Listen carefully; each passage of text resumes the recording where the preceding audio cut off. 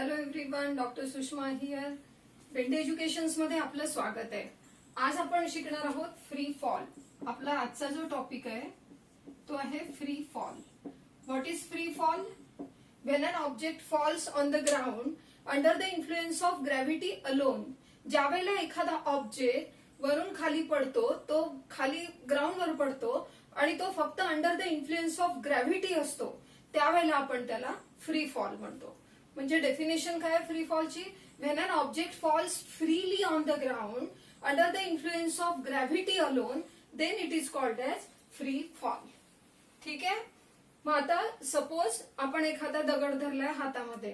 When we hold a stone in our hand, आपल्या हातात जर आपण एखादा दगड धरला असेल तर त्या दगडावरती कोणते कोणते फोर्स ऍक्ट करतात? Which force acts on that stone? First one is gravitational force. First one is gravitational force acting in downward direction. हा जो ग्रॅव्हिटेशनल फोर्स आहे हा डाऊनवर्ड डिरेक्शन त्याच्यावरती ऍक्ट करतो. आणि second one is force applied by our hand. Force applied by our hand हा act करतो upward डिरेक्शननी. आणि ज्यावेळेला हा डाऊनवर्ड आणि अपवर्ड फोर्स जे आहे हे दोघं ज्यावेळेला एकमेकांना बॅलन्स करतात त्यावेळेला stone remains as it is. तो स्टेट ऑफ रेस्ट मध्ये आपल्या हातावरती स्थिर राहतो. का राहतो? ग्रॅव्हिटेशनल फोर्स ऍक्ट करतो डाऊनवर्ड डिरेक्शनने आणि आपल्या हातावर अप्लाय केलेला फोर्स जो असतो, हाताने अप्लाय केलेला फोर्स जो असतो तो अपवर्ड डिरेक्शनने. दोघं बॅलन्स करतात म्हणून तो दगड जो आहे, तो जो स्टोन आहे, it remains at rest in our hand. Okay. मग आता नेक्स्ट पोझिशन. आपण जर हात काढून घेतला तर काय होईल? When we remove our hand, stone falls in downward direction on the ground. तो जो दगड असतो तो खाली पडतो, डाऊनवर्ड डिरेक्शनने खाली पडतो. का खाली पडतो डाऊनवर्ड डिरेक्शनने? कारण force applied by our hand जो असतो तो त्या ठिकाणी आपण काढून घेतलेला असतो. मग त्याच्यावर ऍक्ट करणारे फोर्स कोणते? फक्त gravitational force. It is in downward direction and so stone falls down. This falling of the stone is called as free fall. Free fall का म्हटलंय त्याला? कारण की त्याच्यावरती ग्रॅव्हिटेशनल फोर्स जो आहे तो ऍक्ट करतोय. पण अर्थवर ज्यावेळी एखादा ऑब्जेक्ट खाली पडतो, अर्थवर ऍटमॉस्फिअर आहे, बरोबर? मग अर्थवर ज्यावेळी एखादा ऑब्जेक्ट खाली पडतो, it is not true free fall. का बरं ते ट्रू फ्री फॉल नाहीये? कारण की एअर जी असते आपली, तर या एअरचा फ्रिक्शन फोर्स सुद्धा त्याच्यावरती ऍक्ट करतो अपवर्ड डिरेक्शननी आणि फोर्स बायोंड फोर्स सुद्धा त्याच्यावरती ऍक्ट करत असतो अपवर्ड फोर्सने. कोणते कोणते दोन फोर्सेस अपवर्डनी ऍक्ट करतात? एक आहे फ्रिक्शनल फोर्स ऑफ एअर आणि दुसरा आहे फोर्स ऑफ बायोन्सी और बायोंड फोर्स.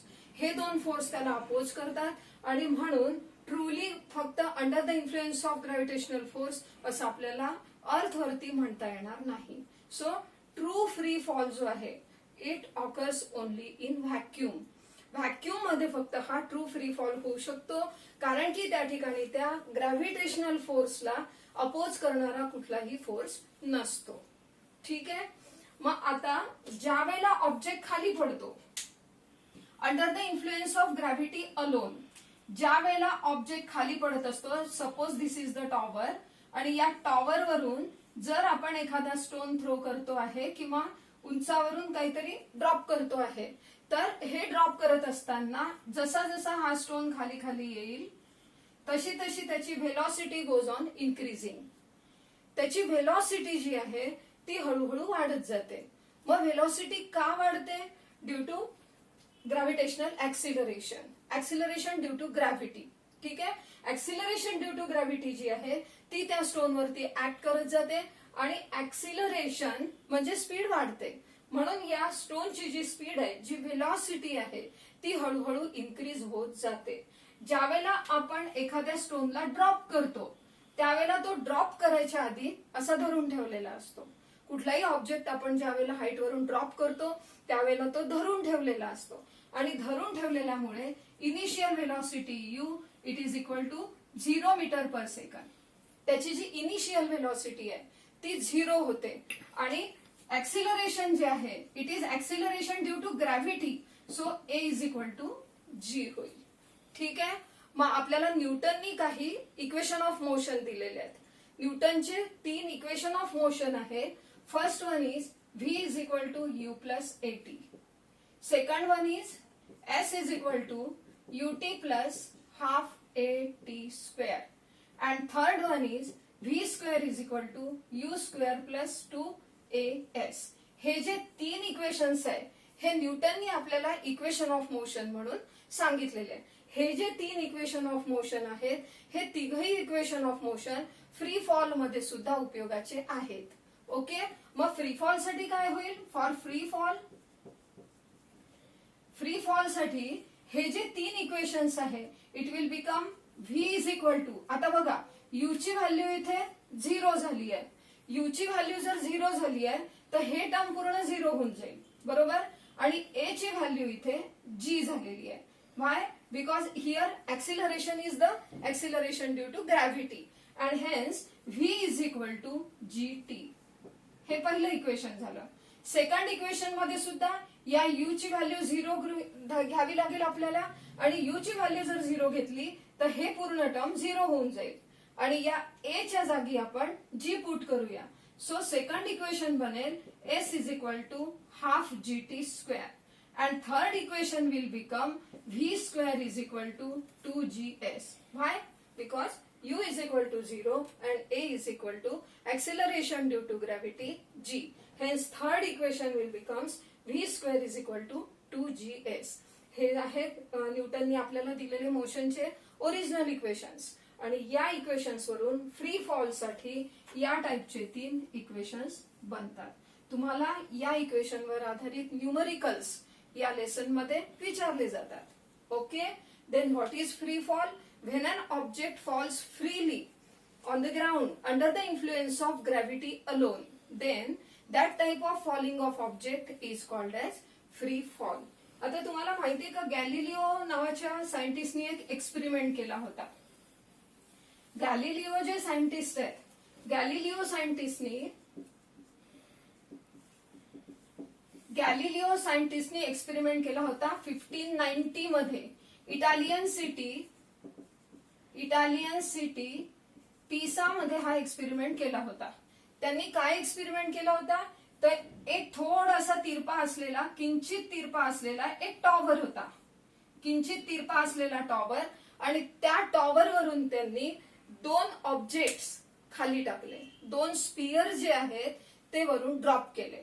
आता त्यांचं असं म्हणणं होतं की हा जो टाइम रिक्वायर्ड आहे हा टाइम रिक्वायर्ड दोन्ही ऑब्जेक्टसाठी सेम राहील. तर irrespective of the mass of the object. मग एक स्पियर छोटा होता, एक स्पियर मोठा होता. दोन्ही स्पियर्स त्यांनी इथून ड्रॉप केले आणि त्यांनी हे दाखवून दिलं की दोन्ही स्पियर्स जे आहे ते सेम टाइमला इथे खाली अर्थ वरती स्ट्राईक झाले. ठीक आहे. जमिनीवर ते जे पडले ते दोघंही sphere they drop at the same time. ते सेम टाइमला दोन्ही स्पियर्स खाली आले.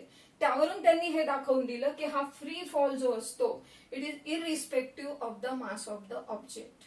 ओके.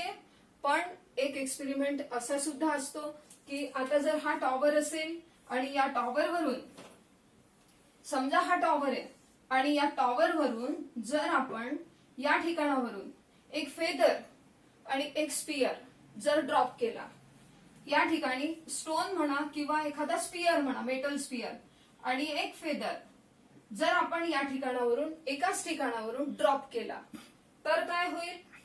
आपलं म्हणणं असं असतं की इरिस्पेक्टिव्ह ऑफ देअर मासचा काही इफेक्ट न होता त्याच्यावरती ते दोघंही जे आहे ते सेम टाइमला खाली यायला पाहिजे, है ना. बट असं होत नाही.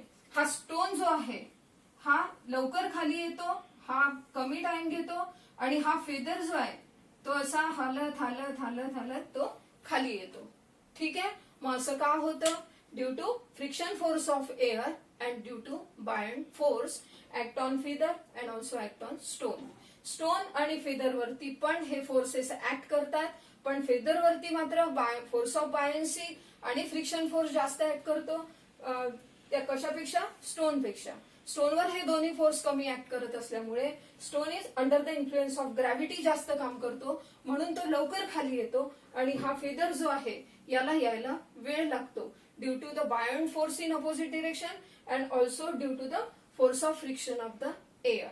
मग हा सेम एक्सपेरिमेंट जर व्हॅक्यूम मध्ये केला तर काय होईल?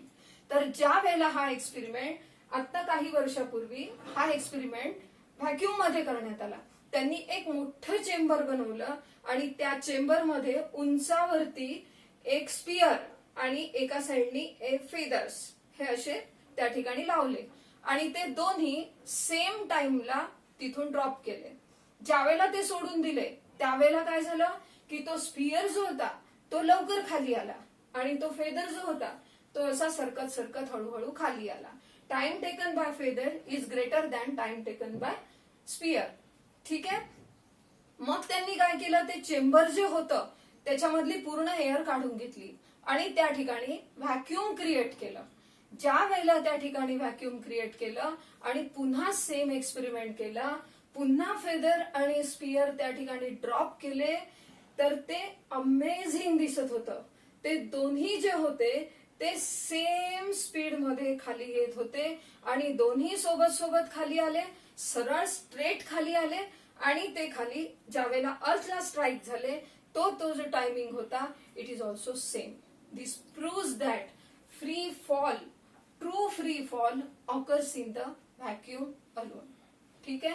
आता तुम्हाला यातलं सगळं कळलं असेल असं मला वाटतं आणि याच्यावरती तुम्हाला जे क्वेश्चन्स येतील ते क्वेश्चन्स मध्ये येईल तुम्हाला फक्त write short note on free fall आणि जे आपण 3 इक्वेशन ऑफ मोशन बघितलेले आहेत त्या इक्वेशन ऑफ मोशन्स वरती तुम्हाला न्यूमरिकल्स येतील.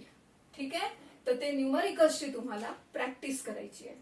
एकदा रिवाइज करूया. What is free fall? When objects fall freely on the ground under the influence of gravity alone it is called as free fall. True free fall occurs in the vacuum alone. लक्षात ठेवाल. True free fall occurs in the vacuum alone because earth वरती atmosphere आहे आणि त्यामुळे त्या ठिकाणी बायोंट force act करतो आणि त्या ठिकाणी force of friction of air act करतो. म्हणून आपल्याला ऍटमॉस्फिअर असताना ट्रू फ्री फॉल आपल्याला मिळत नाही. ओके. आता मून आणि आर्टिफिशियल सॅटेलाइट जे आहे ते जे अर्थ भोवती ते जे फिरतात ते जे त्यांचं फिरणं आहे it is also true free fall. They are in the true free fall. ठीक आहे. एक गॅलिलिओचा एक्सपेरिमेंट तुम्हाला सांगितला आणि तुमच्या टेक्स्टबुक मध्ये एक लिंक दिली आहे बघा. ती जी लिंक आहे ती युट्यूबवर ओपन करा, तुम्हाला एक्सपेरिमेंट बघायला मिळेल. Okay. Thank you so much. Wish you all the best. छान अभ्यास करा.